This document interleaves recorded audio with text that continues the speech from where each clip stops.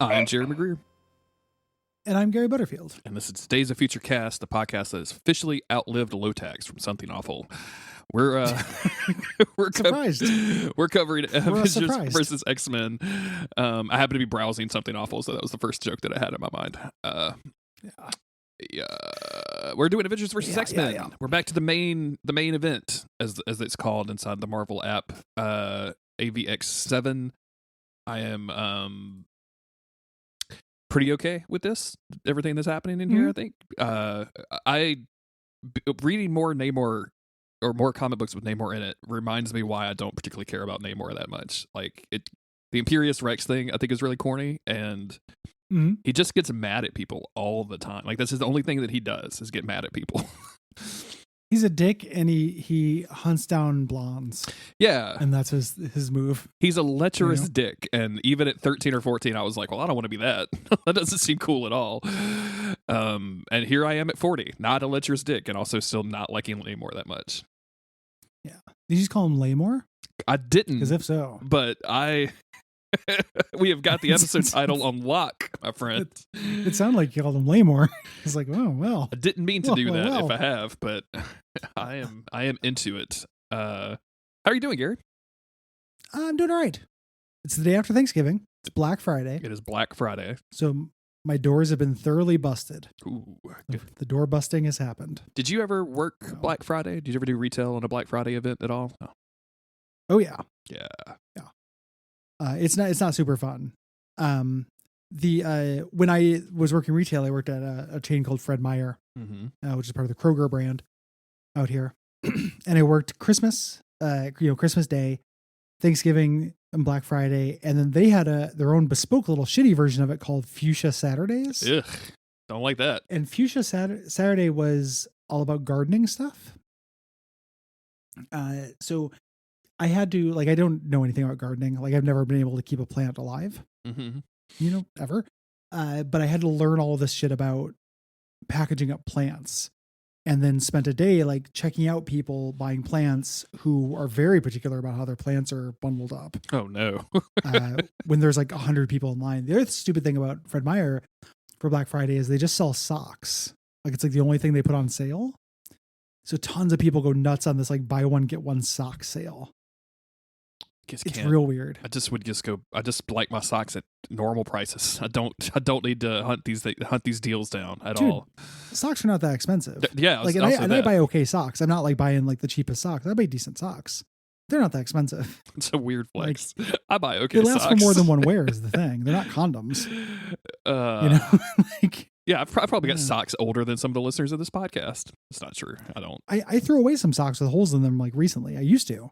Yeah. Definitely had some very old socks, and I got rid of some. But it has never been a financial burden to me. I've never gone sockless in my entire life. I've never been in a situation where I was like, oh, I can't afford socks because they're extremely cheap. There were times in my life where I could barely afford food. Yes. But I still had socks because you could reuse them. When I was eating out of dumpsters, when my roommate would bring home bagels from behind the bagel place from the dumpster. And I ate that because I had no other food for the week. I still had socks because I had them from when I was younger and they keep. Yeah. They're so I do not get it. I don't either. I worked at a Montgomery Ward on a Black Friday 1 year, which I'm assuming is kind of like a Fred Meyer's, like a department store. And the year that I remember most vividly is the year that the Furbies got really big, the first time. And so there was this huge, there were news stories about it. It was the must-have Christmas item for your kids. And all of the people in my family that had kids that were young enough were like, hey, dude, Jeremy, y'all going to get them Furbies? And I'm like, oh, absolutely. Yeah. They're like, how much are the Furbies? I'm like, well, if you want one, it's $45. If you want a guaranteed, if you want to come to the store and try to get one, it's $30. I don't remember what the prices were, but I was definitely scalping my family for cash for Furbies. And as was every single employee there, right? So I had 4 hidden away for Jeremy's purposes. Some other employees had we all had our little spots hiding them away. So when there's a huge line at 6 a.m., we open it up and people are rushing in. Where's the Furbies? Where's the Furbies? And I think we had 10 to sell.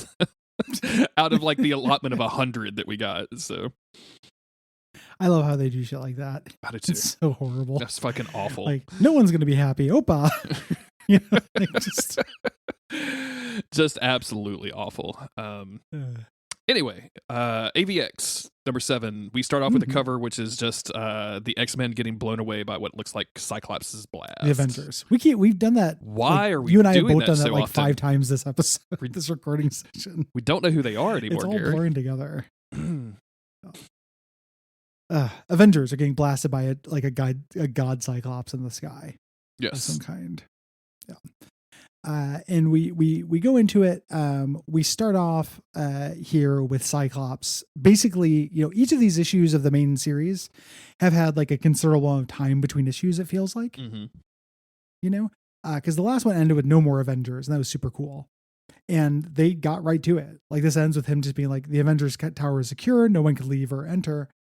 And he's briefing the Phoenix Five on what they're going to do. Yeah. Basically, where's Captain America? Where's Scarlet Witch? This is the one who wiped out mutant kind with just a sentence fragment. She's got to be, we got to take care of her. Yep. She cannot be around. If we can take down the Avengers, make Captain America look like an idiot, that's great. But really, Wanda Maximoff is a threat. Emma Frost has shut down the academy. There's no kids there for some reason. She says they must be, their militarized children must be somewhere else. And I'm like, girl, you got no leg to stand on. Cyclops has been doing this since he was 13. Like, you can make fun of the Avengers for a lot of things. Namor says Avengers Mansion is empty. He calls it their hovel, which is very funny to me. Somewhere out there, the butler guy is probably really mad about that. Oh yeah, Jarvis is just like super angry. And Cyclops says, like, listen, they're not going to be afraid to bring in Scarlet Witch, and she can hurt us. That means we're going to get hurt. So be ready for that. Like, she can actually hurt the Phoenix Force. And Magic is the one who finds them. And they, send in all of their X-Men. And she's like, we found everybody, actually. They're all together. Yep. It's kind of a little confusing, some of the action in this, I think. Mm-hmm. Where they're like cut off her exit. Avengers scramble, cut off their exit, and he throws his shield. And like, who's this supposed to be? He's throwing it at Lorna Dane. Is that Lorna Dane? Yeah. Okay. So it looks like Lorna Dane their exit. I don't know. No, because she says cut off their exit. Yeah. She came with Magic, right? So Magic brought some mutants to fuck up the Avengers. And that's when this is just me being colorblind. Oh, is that what it is? If I knew she was green, it would make sense. She is absolutely green. I forgot that I forgot that you couldn't see green. Yeah, that is absolutely Lorna Dane.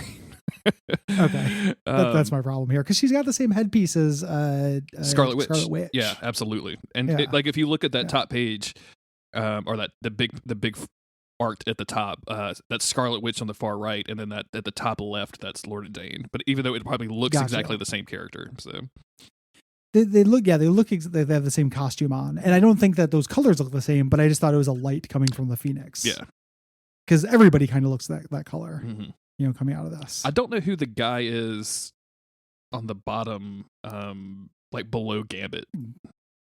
I don't know who that's like Multiple Man or something. Probably, yeah. We're just gonna get smacked around. So they're basically the Avengers are going to try to get out there, but this is all lore because Tony wants to capture data from the Phoenix Five so that he could use it to try to build a weapon against them. Gotta have that data. Yeah. Gotta have data.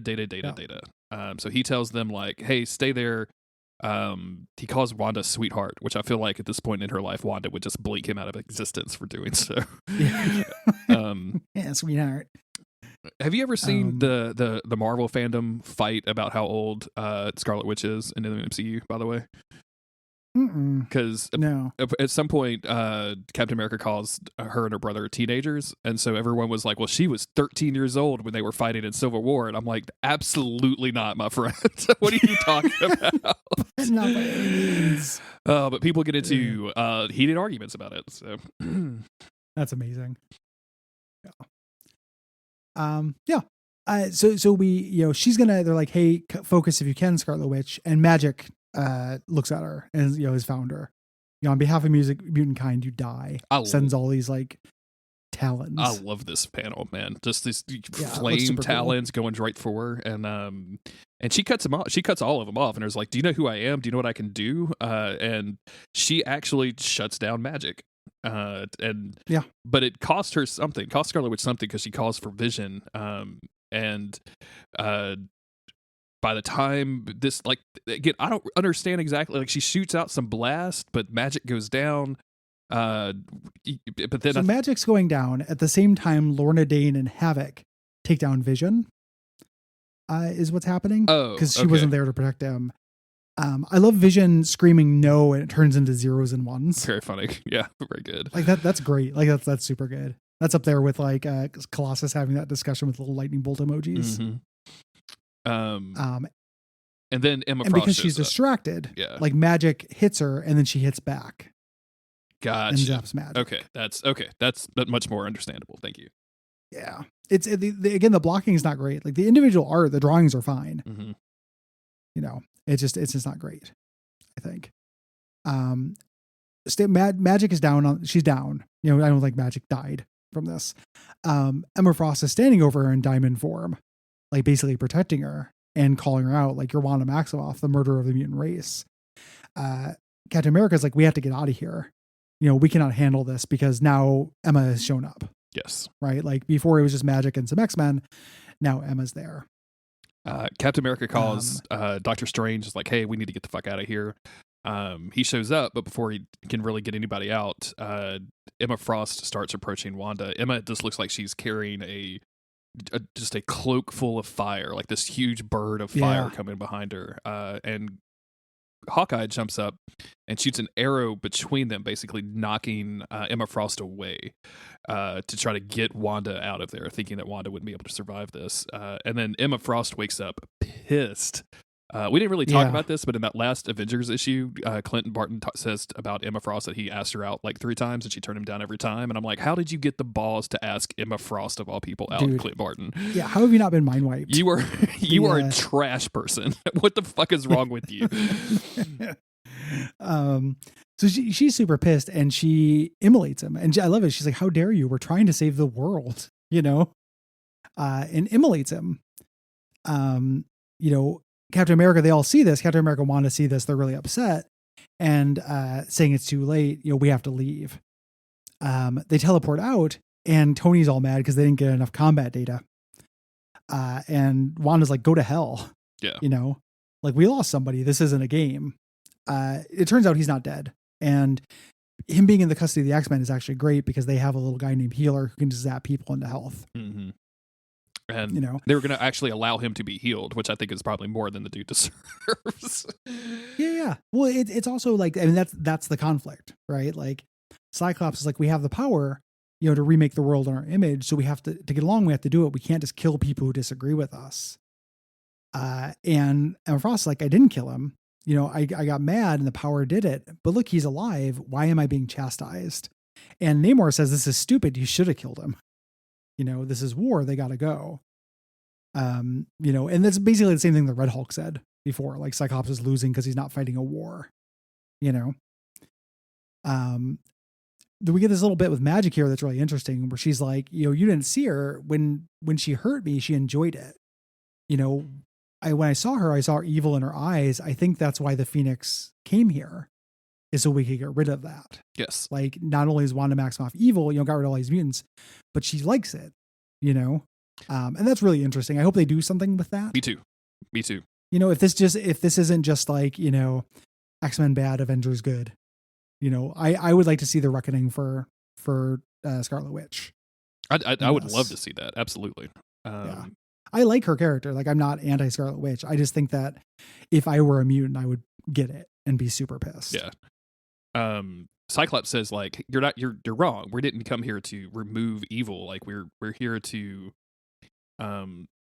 this is not a war. It's a rescue mission. Conduct yourselves accordingly. Like, they're there to get hope. That's it. Like, in Scott Summers' mind, that's all they're there to do. And they shouldn't be murdering people indiscriminately. Yeah. But the Avengers are not playing by that rule, you know? So we go back over to Wakanda. Captain America is going around checking on science team, which is Black Panther and Tony, saying they need some answers here. And Black Panther calls out Tony saying like, hey, if I'm reading this data right, that you've used this information you had, then you're going to kill yourself. Like you have a suit that will take them out, has a chance, but you will die. Yes. In this. And this is a good scene. Like, good for Black Panther here. Yeah, because Tony is doing this like, woe is me, this is all my fault. I'm the one that created this, which means like if I can fix it and I have to sacrifice myself to do so, then I deserve that. And, T'Challa just literally slaps him across the face, like an open hand slap, and says, science is failing us and you're concerned with writing your own ending. That is unacceptable. Like you don't get to just kill yourself finding a solution. You did fail, but you don't get to just get out on your own terms. I really, really dislike this next line from T'Challa where he says, Wakanda is the most scientifically advanced society on Earth, yet I chew roots to consult the whole of my ancestry.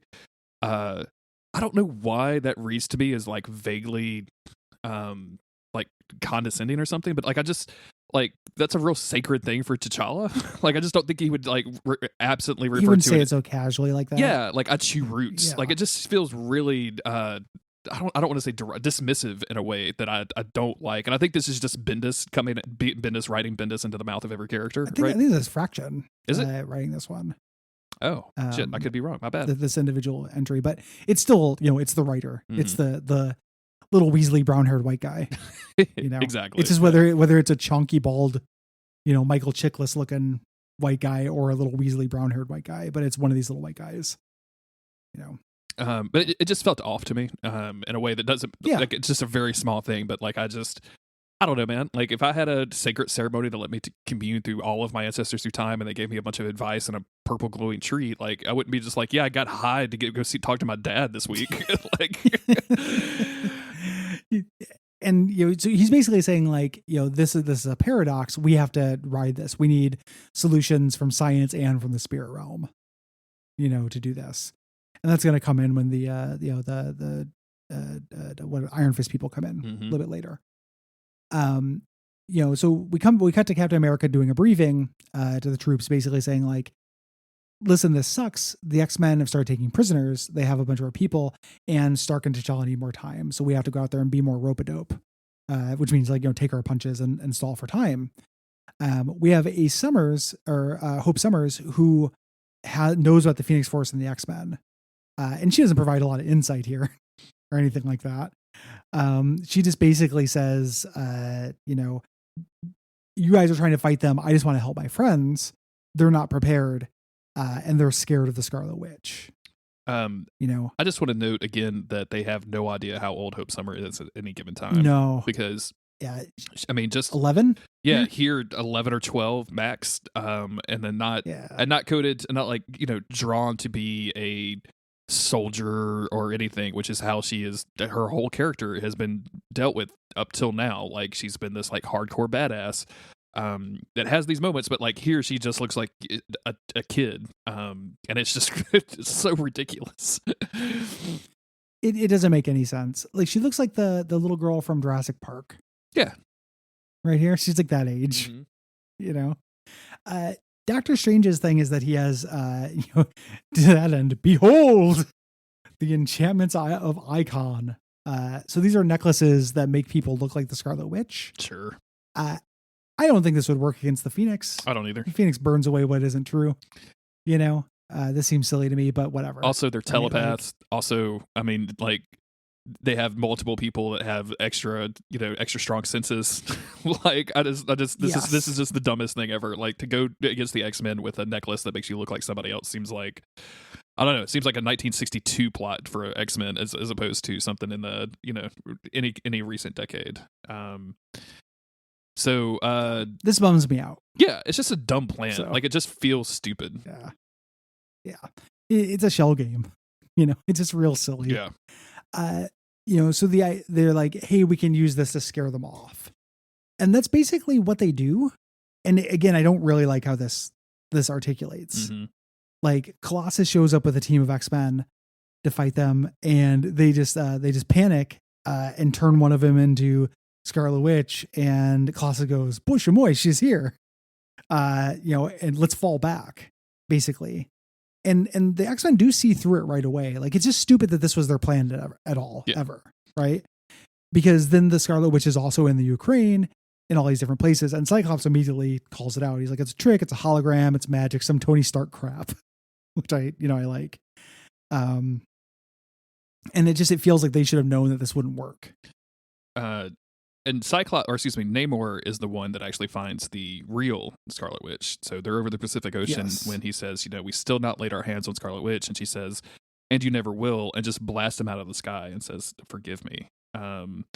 And they call upon Transonic to try to get to Scarlet Witch, or to get to Hope. And when the Avengers teleport back to their base, she goes with them. But Scarlet Witch was knocked out of that teleporting ring, so she's not there when they get back. So she's basically there in front of Namor. And she tells him, and she blasts him. She does the thing that she did in House of M, where she like turns him into puzzle pieces, basically. And it says, "Namor, go away." He reforms, like he can't die. He has the the Phoenix Force, but it hurt.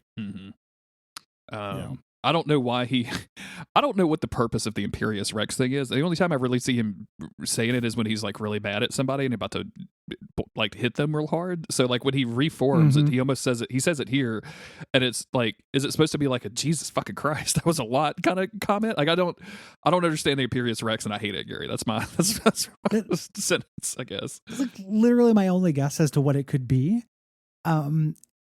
It's what it feels like is it's like his little catchphrase. It's his little, "it's clobbering time," and every writer thinks it'd be real cute if they made him say it, like similar to like Luke Cage saying "Sweet Christmas."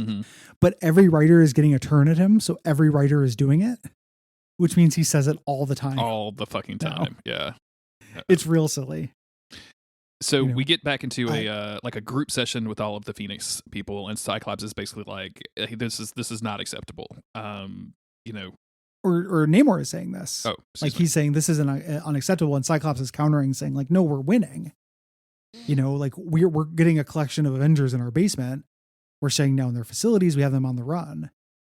We're winning in the public opinion. They're not trusted.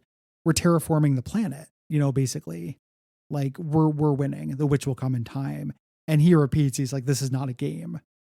You're a fine leader, but you're a failure as a ruler." Yeah. Basically, like you were not gonna be able to keep this. And he's like, "I'll take that under advisement." Like basically just, he's not going to change. Yeah. He's just dismissing Namor's opinion at this point, which is a bad plan. Like of all of the decisions that Cyclops has made, dismissing Namor out of hand is, even when he gets like aggressively violent, is a bad idea. We go back over to Tony Stark, who has made a breakthrough with all of this data, all of this telemetry. When Magic, and then again with Namor, when their energy spiked, so did Scarlet Witch's. So they're connected somehow. And then he's interrupted by the entrance of the Thunderer of Kunlun and Hamburger Man, Iron Fist, and they came to tell us a bunch of stuff that we read about like a while ago. So yes, and they're probably going to make us read again. Hopefully not. Just saying like we need hope to do this training. Here, while this is happening back on Utopia, Emma Frost comes up to Namor and is like, "You're not wrong. Listen, Scott used to literally be a Boy Scout. Let him chase this happy ending for a little bit. Basically, she doesn't think this is going to work either. She just wants to give Scott a chance to see that for himself. And Namor is very upset. Like he's crumbling the masonry, like grabbing it, like they took one of ours. Like she's caged like an animal. We can't have that. We shouldn't have to deal with that indignity." And Emma Frost says, like, "I actually know where she's at, and I haven't told Scott yet." And kisses him. And she makes out with him, gives him a little action. Yep. Namor loves blondes, and Emma Frost loves evil men a little bit. I don't like her backsliding, but it has been a long time, like 10 years since Grant Morrison's New X-Men. I'm okay with her moving on from Scott. Yeah. I also think that just like, in general, like this, power corrupts absolutely idea that we're playing with a little bit, having this much control, having this much ability will bring out the worst in somebody, and Emma Frost and Namor are two people that have a little bit of more of the worst than the other three. Yeah, they both used to be villains. Exactly. You know, basically. Like you get the whole spectrum really, and or not even really spectrum. If you think about the Phoenix Five, it's Cyclops is the only one who has any moral leg to stand on. You know, Colossus is a good person, but he's possessed by a demon right now. Sure. Yeah. I guess that's like, true. Yeah. I forgot he was possessed by a demon. Yeah. Whoops. Yeah. You know, they got Magic, Emma Frost, and Namor. Like, it's not the best group of X-Men to get possessed. I think maybe, you know, the Avengers would be more chill if it were like Storm, you know, Professor X, and that's probably about it. Sure. You know. Maybe Iceman gets some Phoenix action. I don't know. Yeah, I mean, what's he going to do with it? As long as it's not Beast. Yeah. Oh my God. Can you imagine the speeches? Jesus Christ. We jump back over to Wakanda where they're laying out the plan to take Hope to Kunlun. And that's when somebody comes in and alerts T'Challa that the water, the lake, and the Twisted Visions lake, it's rising up. And Captain America realizes, oh, Namor is here. And we get this giant splash screen of him controlling the tides against Wakanda and shouting war. Yep. So it looks like he has a bunch of Atlanteans with him that he's brought to get her back. Like, this is too far and this is going to make things worse. I also, again, you know, still pretty on the X-Men side. I think the Avengers are being shitty here. I could be wrong. Maybe the thing that I hoped for would kill the Marvel universe, and you know, but you know, a lot of people wouldn't starve. So you really nailed it earlier when you said like them bringing out like a bunch of different Scarlet Witches is just some of the most inconceivable, horrific things you could do to a nation of people that has just been basically annihilated and are struggling to survive. And like, I don't know if the comic book writers are really thinking about it that hard. You know what I'm saying? Like it's just a powerful, like, oh, this is what they're scared of. But like as the you know, entity what almost extincted my race, and you keep it's that old joke about like when Jesus comes back, he's not going to want to see a cross. Like, why are you guys wearing this? Yeah. Exactly. I don't know if I actually heard that before, but that is funny. Like, geez, guys. Whoa. Come on. I don't remember. I feel like that might be all comedians are horrific sex pests nowadays, apparently, but I feel like that may be from one of the worst ones. So, but forgive me for that. I still think it's a funny joke, though, of Jesus coming back and being like, "Whoa, you guys, that was not the point. That was not." Yeah. Do you not realize how badly that sucked? Yeah, that was not fun, dog. But I feel like that provoking that, like the Avengers provoking that, still puts me on the side of the X-Men on this, even though Namor is going off the handle. Like I still agree with Scott, because Scott is still trying to handle this at a real basic mature level of like, we're just going to outlaw what they do and we're going to bring them in one by one. And I still think that's a good plan, even though Namor is going to fuck it up a little bit. Yeah, it's Scott's still trying. I'm still on Team Scott. Like, I could be convinced. Mm-hmm. It just the dissonance needs to be dialed. They need to address like, hey, Scarlet Witch did a thing, and you have tons of reason to be absolutely terrified. You know, of this person, and not be comfortable with her just hanging out with, you know, people who are antagonistic to you, just having access to a genocide witch. You know, so it just feels bad, man. Feels bad. We'll see if they do it. What was that? I said, it just feels bad. It just does not feel good. Yeah. Yeah. Bad optics. But I like this. This was a fun issue. I think, you know, overall, I'm still into what is happening in this crossover event. Even though because of the pace that we read this at, it's taking forever. Yeah.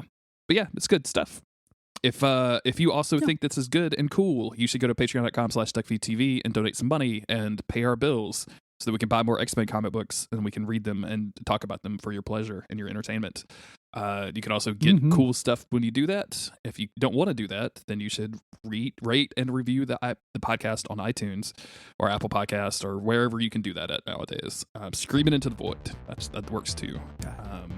Anywhere you see it, writing reviews not going to hurt you. And it'll probably help us. And that's it. We'll be back in a couple of days with more AVX.